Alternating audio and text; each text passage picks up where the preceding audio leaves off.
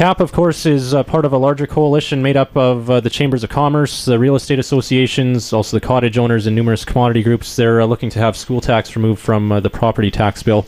A move to 80% funding of education by the province is what they're looking for right now, with a move eventually to 100% funding over the next 5 years. The question, our second question here, if you become a party in power, what are your plans for making sure education funding is fair to all and ensures that our children have access to a world-class public education system? And Kate, why don't you share your response? I'm a farmer and I love opening up that envelope with the rebate in it. Greens want to also ensure that we have more farms, more young farmer.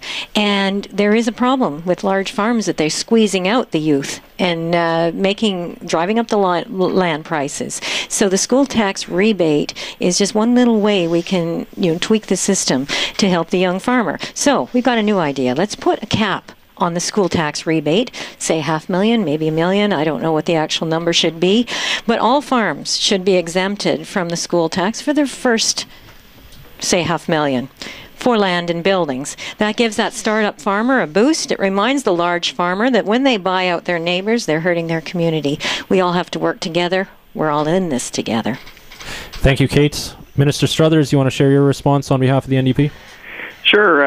I mean, I'm really proud to be part of a government that made such good progress in terms of the farmland school tax rebate. I don't think anybody can argue with the facts that we have moved to that 80% number. We made that commitment and we moved towards it. That puts $200 million back into the pockets of farmers out there in Manitoba. I think the other thing we've really moved effectively on is the education property tax credit. And in 1999, it was $250. We've increased that to $700. And actually, back in the 1990s, the Conservatives actually decreased that education property tax credit down to that $250 mark. So instead of showing support to people who live in rural Manitoba, instead of showing support to the farmer, the Conservatives at that point withdrew their support.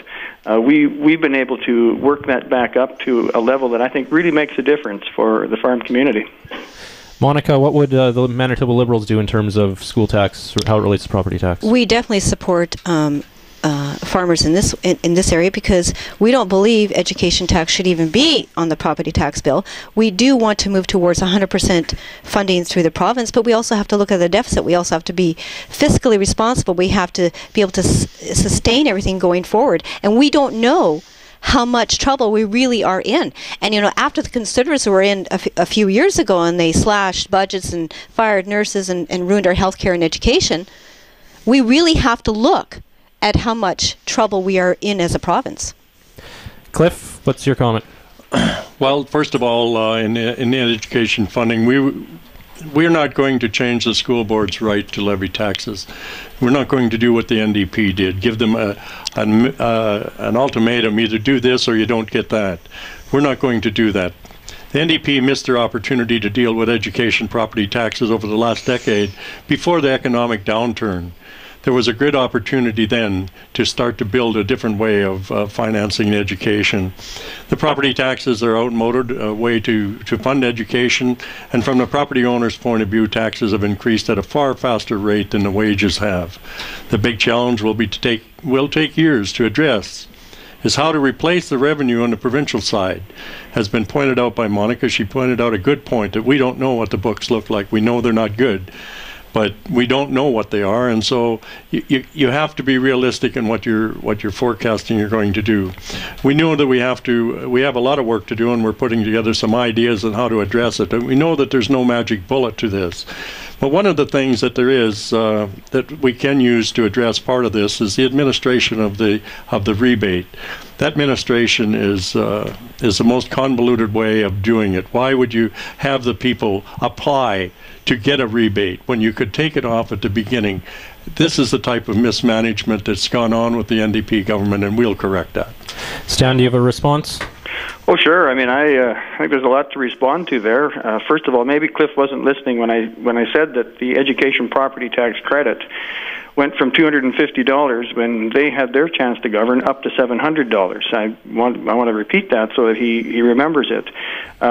When you look at back when the Conservatives had their chance, they restricted, they cut back 2%, 2%. In an election year, they'd go to 0%. In terms of education funding, and they expected the municipalities then to step forward and raise their own taxes to cover the cost of education. What we've done consistently every year is we've, at least at a minimum, funded education in this province at the rate of economic growth, which I think really makes sense in terms of tying an education strategy to an economic strategy, because the better we do with education, the better we do in terms of our economy. Well, Stan, you might want to keep pointing back to the 1990s. Times were much different then. You've come through a very, very high economic return time, and you've had an opportunity to do far more than what you really have done, and unfortunately you failed to do that. But the simple thing just of the administration of the tax rebate, and it isn't that we haven't brought that to your attention in the past, we have brought it to your attention, but no, you don't want to streamline things, and that's unfortunate. Well, Cliff, I want to be very clear on that. I mean, you can talk about the logistics and you can talk about administration, but when you were in government, we did not do anything like we have done in terms of bumping that tax rebate up to 80%. We have increased that year after year, and we put $200 million in the farm pockets.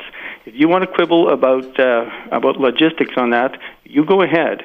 But I'm worried, more concerned about making sure we put money in the hands of farmers. Monica, I'll give you the final word here. Yeah, in terms of administration of school tax rebate, it needs to be run more efficiently.